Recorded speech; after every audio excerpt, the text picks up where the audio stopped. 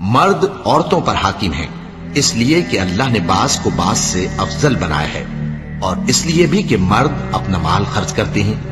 تو جو نیک بیویاں ہیں وہ فرمانبردار ہوتی ہیں، اور ان کے پیٹھ پیچھے اللہ کی حفاظت میں مال و آبرو کی خبرداری کرتی ہیں۔ اور جن عورتوں کی نسبت تمہیں معلوم ہو کہ سرکشی اور بدخوئی کرنے لگی ہیں تو پہلے ان کو زبانی سمجھاؤ، اگر نہ سمجھیں تو پھر ان کے ساتھ سونا ترک کر دو۔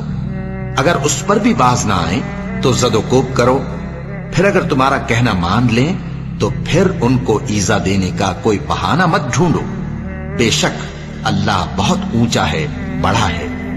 اور اگر تم لوگوں کو معلوم ہو کہ میاں بیوی میں انبن ہے تو ایک منصف مرد کے خاندان میں سے اور ایک منصف عورت کے خاندان میں سے مقرر کرو، وہ اگر صلح کرا دینی چاہیں گے تو اللہ ان میں موافقت پیدا کر دے گا۔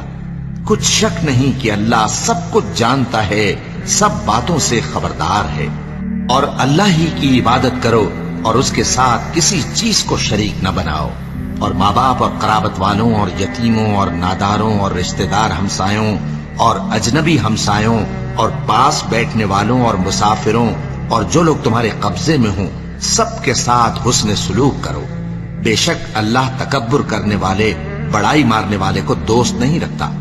جو خود بھی بخل کریں اور لوگوں کو بھی بخل سکھائیں، اور جو مال اللہ نے ان کو اپنے فضل سے عطا فرمایا ہے اسے چھپا چھپا کے رکھیں، اور ہم نے کافروں کے لیے ذلت کا عذاب تیار کر رکھا ہے۔ اور جو خرچ بھی کریں تو اللہ کے لیے نہیں بلکہ لوگوں کے دکھانے کو، اور ایمان نہ اللہ پر لائیں نہ روز آخر پر۔ اور جس کا ساتھی شیطان ہوا تو کچھ شک نہیں کہ وہ برا ساتھی ہے۔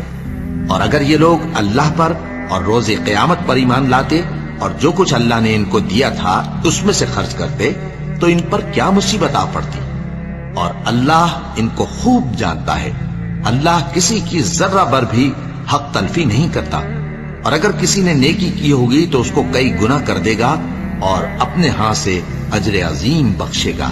بھلا اس دن کیا حال ہوگا جب ہم ہر امت میں سے احوال بتانے والے کو بلائیں گے اور تم کو اے نبی صلی اللہ علیہ وآلہ وسلم ان لوگوں کا حال بتانے کو بطور گواہ طلب کریں گے۔